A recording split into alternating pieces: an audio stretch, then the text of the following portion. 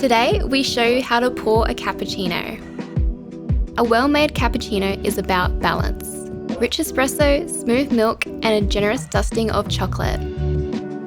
Before pouring the milk, add a nice sprinkle of SO Choc directly onto the espresso. This gives that chocolatey flavour and aroma right from the first sip, and it also enhances your latte art.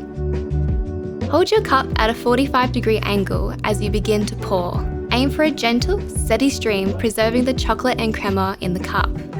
Once the coffee is about 3/4 full, bring the jug down slightly.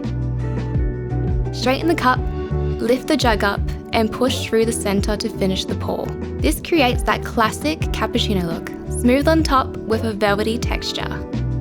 To finish, dust a little extra SO Choc powder on the corner of the foam. It adds a final touch of colour and indulgence.